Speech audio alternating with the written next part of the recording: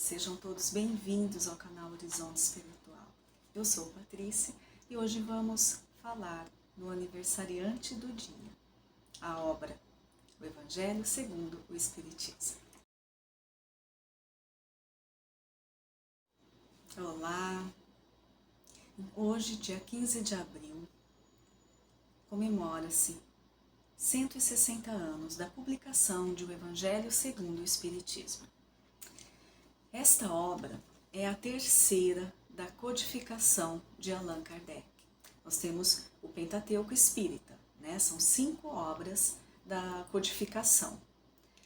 Nós temos o Livro dos Espíritos, depois o Livro dos Médiuns, em terceiro o Evangelho segundo o Espiritismo, depois Céu e Inferno, né? Ou a Justiça Divina, e por fim a Gênesis.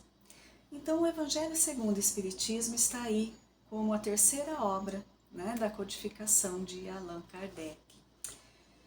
No Livro dos Espíritos, nos foi trazido, pelos Espíritos da codificação, a filosofia da doutrina espírita. No Livro dos Médiuns, nos foi trazido a ciência da doutrina espírita. Quando nos explica os fenômenos mediúnicos, né, como tudo acontece, quais são as leis que estão inseridas aí para que aconteça estes fenômenos que são variados. Para quê? Para que a gente deixasse de lado aquilo de maravilhoso, de sobrenatural, e entendêssemos que é muito natural, que faz parte da lei, né? Tudo como se processa. Então, nós tivemos a filosofia, né? Que nos trouxeram os Espíritos, no Livro dos Espíritos, a ciência no Livro dos Médiuns.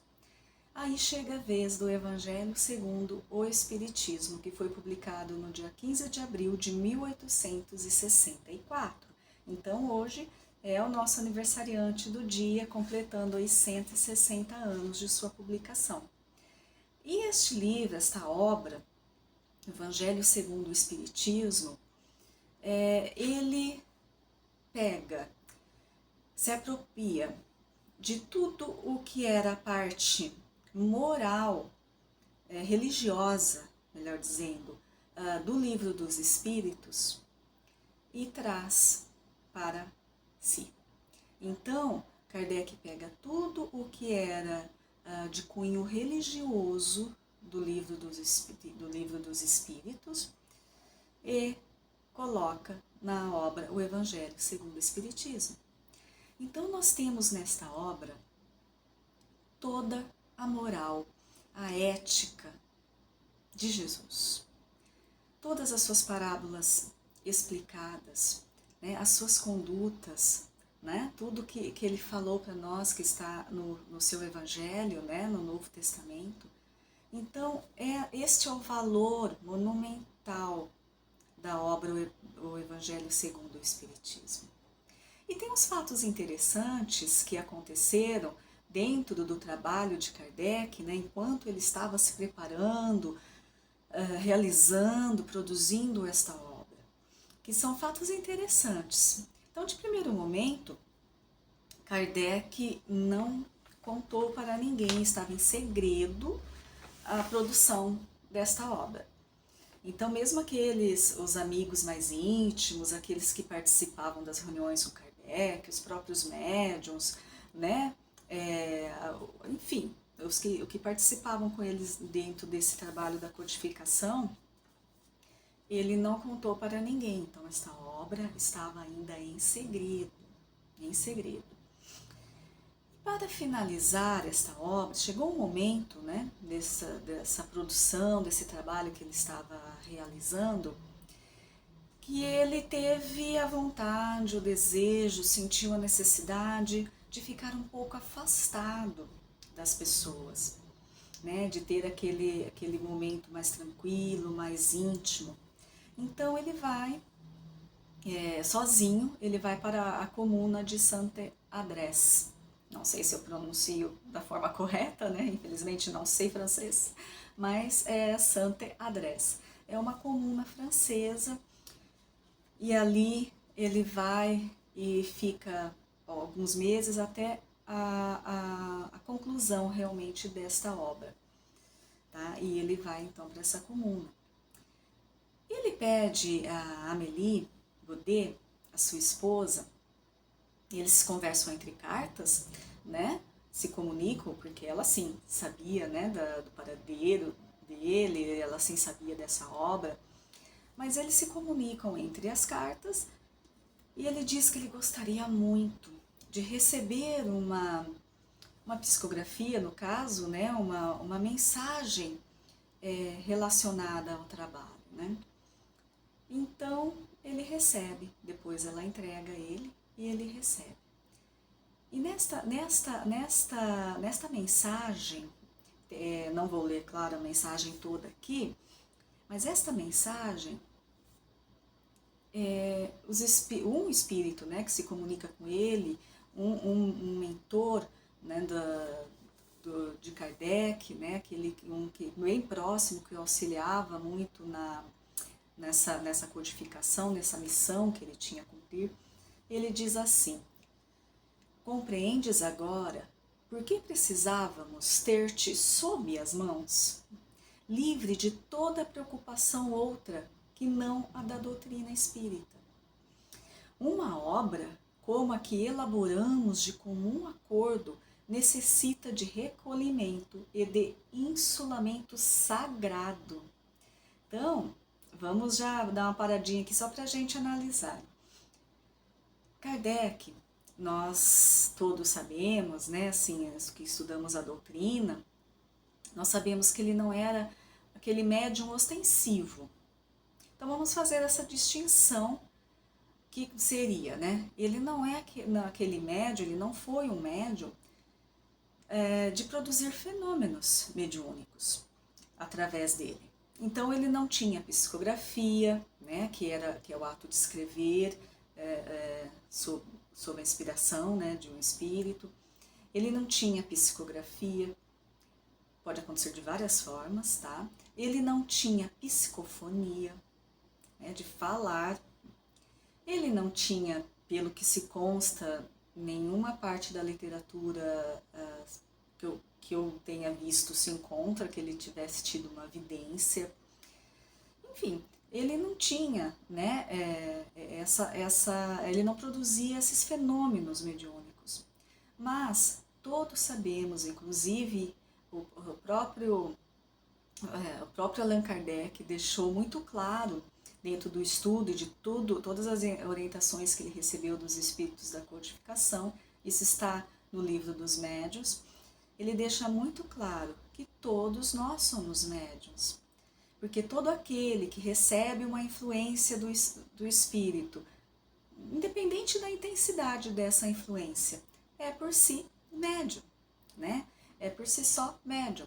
Então todos nós somos médiuns, todos nós. Então mesmo aqueles como Kardec, que não produzia esses fenômenos, né, da mediunidade, também era médium, né, como todos nós. Mas é óbvio que tendo essa missão grandiosa de ser o codificador da doutrina espírita, de colocar para nós, de receber, né, para nós os ensinos dos espíritos e depois compilar e depois colocar de uma forma exemplar, né, separando esse estudo como um grande pedagogo que era, para que pudéssemos ter em mãos. É claro que ele tinha uma intuição muito forte, né, muito intensa. Então, esse espírito está falando, deixa claro aqui, que a decisão de ir para Sainte-Adresse, decisão de ir para essa comuna e ficar um pouquinho mais isolado, né, não partiu apenas de Allan Kardec. Ele foi intuído a isso. Por quê? Porque esse espírito aqui fala. Este mentor de Allan Kardec, ele fala para esse tipo de trabalho, essa obra importantíssima da codificação espírita, porque traz a moral do Cristo, né? Então era necessário que ele estivesse só pensando nisso, que ele estivesse afastado das coisas do mundo, na medida do possível, né? Que ele estivesse com a mente voltada a esta tarefa, que ele estivesse ali sossegado, no insulamento sagrado, como dizem, né? Como disse esse espírito. E aí ele continua: tenho vivo interesse pelo teu trabalho, que é um passo considerável para a frente e abre, afinal, ao Espiritismo a estrada larga das aplicações proveitosas, a bem da sociedade. Ou seja, por que aplicações proveitosas? Porque tudo dentro da doutrina nos remete à necessidade de renovação, de transformação, de melhoria íntima. E como vamos nos transformar? Como vamos melhorar o nosso íntimo, melhorar aquilo que somos, alcançarmos a plenitude, se não entendemos as palavras de Jesus? Se não entendemos o significado das suas parábolas, se não compreendemos as suas atitudes. Por isso ele diz que então são aplicações proveitosas a bem da sociedade. Vamos lá, ele continua. Com esta obra, o edifício começa a libertar-se dos andaimes e já se lhe pode ver a cúpula a desenhar-se no horizonte. Então, como esta obra, são 5, Pentateuco, né? Espírita são 5, esta obra é a obra do meio. Então, não é apenas por isso que esse espírito diz que, então, o edifício, né, que é toda a compilação, que é toda a codificação, então está com esta obra deixando um pouco os andaimes, se livrando dos andaimes e já vislumbra-se a cúpula, ou seja, o final, né, o final dessa obra, a concretização dessa codificação.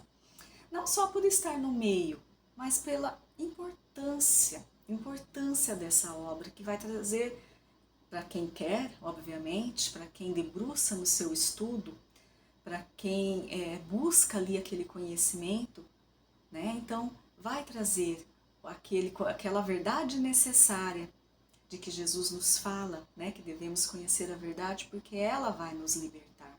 E a verdade está em suas palavras, a verdade está em suas ações. Então, por isso que eles dizem que com esta obra, a doutrina espírita, então a codificação, está começando a se livrar dos andaimes. E já se vê, já se vislumbra a cúpula.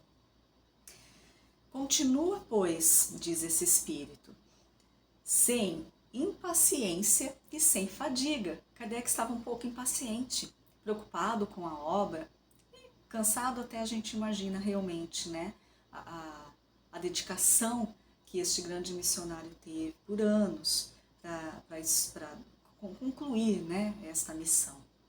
Então ele diz, continue o seu trabalho sem impaciência, fique tranquilo, né? Fique tranquilo. E sem fadiga. O monumento estará pronto na hora determinada. Olha que interessante, essa obra é tão importante, todas são, obviamente todas são compêndio, né, uma sequência de estudo importantíssima, mas esta obra trazendo aquela vivência do Cristo, né, aquele ensinamento do Cristo de uma forma tão profunda, nos explicando, é chamado pelos espíritos de monumento, de tão importante que se faz.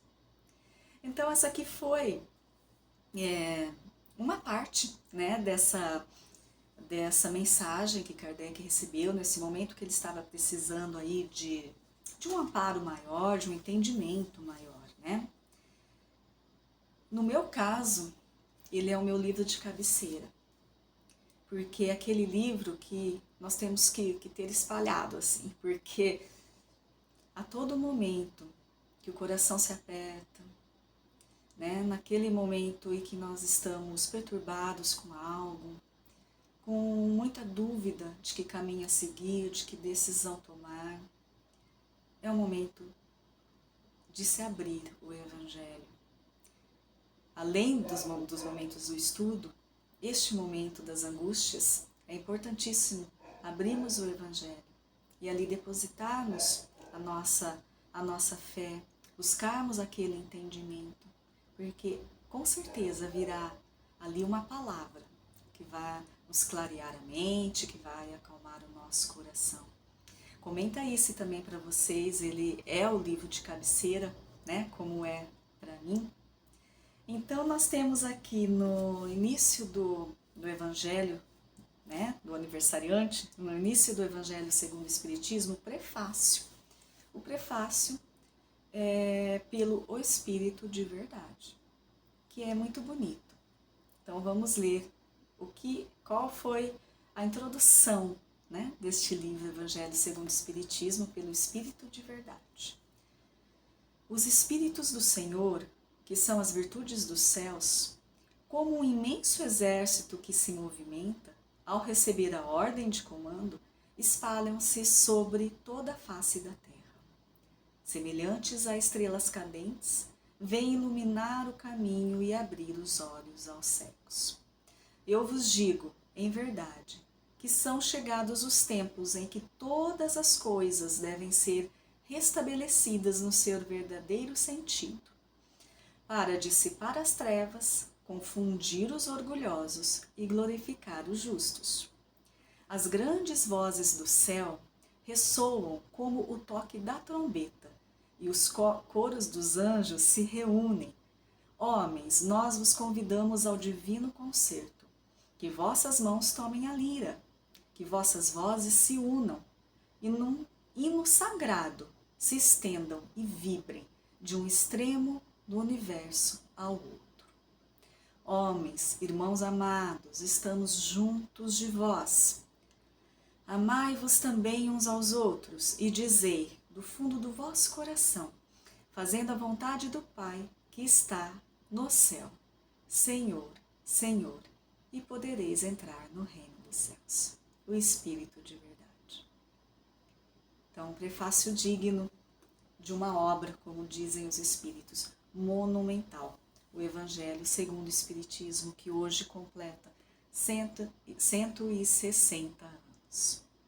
Comente aí, coloque nos comentários se vocês tinham conhecimento, né, desses fatos ocorridos dentro desse movimento de trabalho de Allan Kardec, né? E tem mais um outro fato também, que eu já ia até me esquecendo. Kardec terminou a obra e ele colocou de início como título era Imitação do Evangelho. Entregou ao senhor Didier, que era o seu editor, né?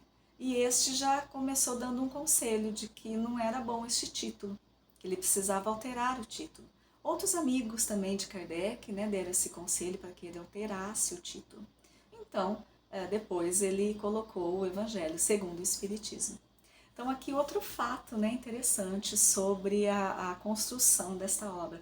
Comente aí se vocês já conheciam alguma parte dessa história, né? O aniversário é dele, mas o presente é nosso, que temos esse manancial de conhecimento, esse monumento, né, que nos traz as palavras, a vida de Jesus, tudo que ele deixou, né, de ensinamento, bem explicado para que a gente possa compreender e nos fortalecermos dentro desse conhecimento para a nossa construção, para a nossa evolução. Obrigada por estar comigo até aqui. Fiquem com Deus e até o nosso próximo